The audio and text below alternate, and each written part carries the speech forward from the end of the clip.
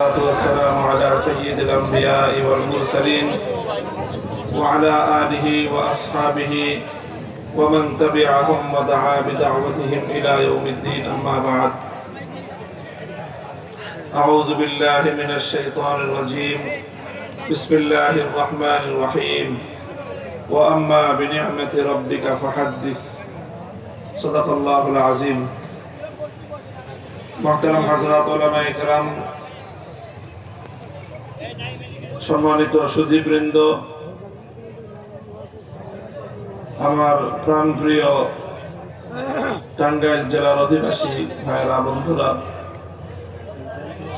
আজকে আমাদের এই মাহফিল, এই সম্মেলন অত্যন্ত গুরুত্বপূর্ণ একটা বিষয়কে কেন্দ্র করে। সেটা হলো আমাদের এই মাদ্রাসার শিক্ষার্থী যারা এবছর শিক্ষার জীবন সমাপ্ত করতে যাচ্ছে। আমাদের কওমি মাদ্রাসার শিক্ষার সিলেবাস অনুযায়ী তারা বাংলাদেশ সরকারের প্রদত্ত মান অনুযায়ী মাস্টার্স সমমানের দাওরায়ে হাদিস সম্পন্ন করতে যাচ্ছে। তাদের সর্বশেষ সবক, সর্বশেষ পাঠদানের মাধ্যমে আনুষ্ঠানিকভাবে তাদের শিক্ষা জীবনের পরিসমাপ্তি ঘটবে। তো সেই হিসাবে সহিহুল বুখারী এবছর শিক্ষার্থীরা 9টি হাদিসের কিতাব অধ্যয়ন করেছে। সেই 9টি কিতাবের মধ্যে সবচেয়ে গুরুত্বপূর্ণ যেই কিতাব সহিহুল বুখারী, এই বুখারী শরীফের সর্বশেষ অধ্যায়ের পাঠদান, যেটাকে আমরা বুখারী শরীফের খতম হিসেবে আমরা যে অনুষ্ঠান হয়ে থাকে, তো সেই হিসাবে আজকের এই আয়োজন। কিন্তু এই আয়োজনে মূল উপলক্ষ যারা মাদ্রাসার শিক্ষার্থী, মাদ্রাসার দাওরায়ে হাদিস ক্লাসের যে সকল ছাত্ররা রয়েছে, তারাই হলো মূলত এই আলোচনার মুখ্য উদ্দেশ্য। কিন্তু এখানে এত বড় মজমা জমায়েত হয়েছেন আপনারা,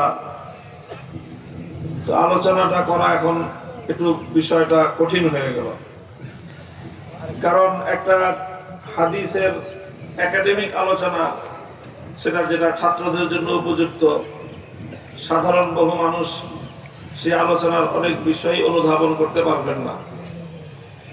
আবার সাধারণ মানুষের উপযোগী করে আলোচনা করলে এটা ছাত্রদের যে শিক্ষার যে মান, সেই মানে সেই কথাগুলি এখানে আলোচনা করা যাবে না। তো আমি খুব সংক্ষিপ্ত আকারে আপনাদের সম্মুখে অল্প কিছু কথা ব্যক্ত করব, আলোচনা করব, যেন ছাত্রদেরও তাদের যে শিক্ষার যে বিষয়, সেই বিষয়টাও তাদের সম্মুখে উপস্থাপিত হয়।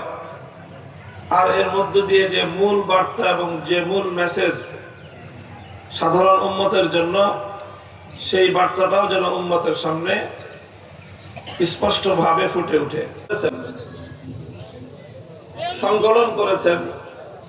তো এই কিতাব ইমাম বুখারীর কাছ থেকে সরাসরি শিক্ষা গ্রহণ করার জন্য সারা মুসলিম উম্মার মধ্যে একটা আলোড়ন সৃষ্টি হয়েছিল, এবং পৃথিবীর বিভিন্ন প্রান্ত থেকে যারা হাদিসের শিক্ষার্থী ছিল, এমনকি যারা হাদিস শাস্ত্রের অভিজ্ঞ ব্যক্তিবর্গ ছিলেন, তারা পর্যন্ত এই কিতাব সরাসরি ইমাম বুখারীর কাছ থেকে পাঠ গ্রহণ করার জন্য তারা পৃথিবীর বিভিন্ন প্রান্ত থেকে সফর করে করে ইমাম বুখারীর সামনে উপস্থিত হতেন, আর ইমাম বুখারী এই কিতাবের পাঠদান করতেন।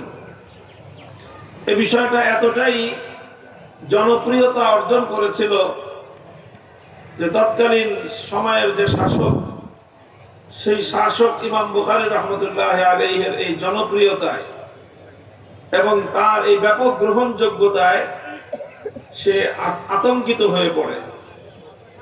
শাসকের অন্তরের মধ্যে ভয় সৃষ্টি হয়ে যায়।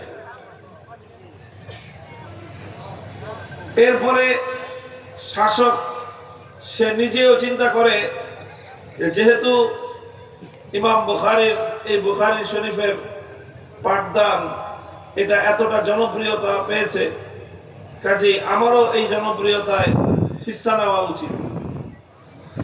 তখন সেই শাসক ইমাম বুখারী রহমতুল্লাহ আলাইহির কাছে সংবাদ পাঠায় যে আপনি এই কিতাব যেটাকে আপনি দুনিয়ার অন্য মানুষদেরকে শিক্ষাদান করতেছেন, এই কিতাবটা আপনার নিকট আমার দুই ছেলে তারাও পড়বে, শাহজাদা।